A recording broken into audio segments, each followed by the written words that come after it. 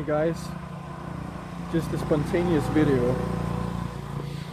So I just wanted to talk real quick about something that I've been thinking about for quite a while, which is the power of responsibility.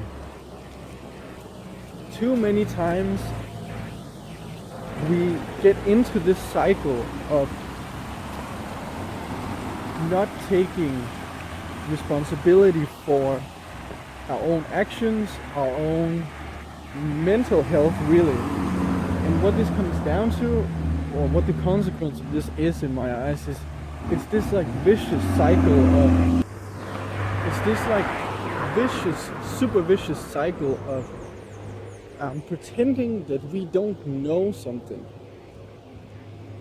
It's what I almost call the de-responsibility of knowing. So what am I trying to say?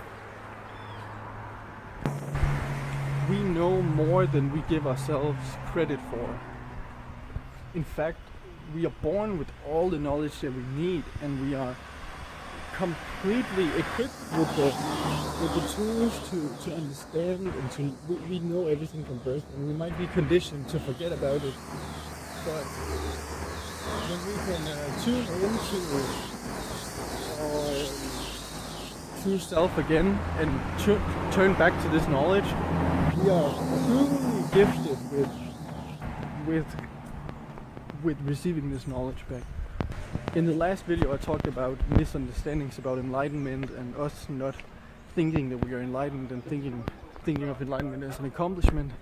And I think this ties into it pretty greatly, because as you can see, the whole problem is that we don't take responsibility. We say, oh, but I don't know anything, I'm not sure, I haven't done the scientific studies to be able to claim that I actually know this, and I don't have any proof for it. It's just very nonsense. And so I bet you 100% that's where the previous subject about enlightenment stems from. That's the root cause of the problem, is our inability to face all that shit and say, no, actually, I do know. It's that simple. We say, oh, I don't know. What we have to say is, I do know. Notice if you say to someone that you know something. Notice how defensive people will get. Notice how the first thing they will tell you is, you can't know that. You think you're God? How do you possibly have this knowledge?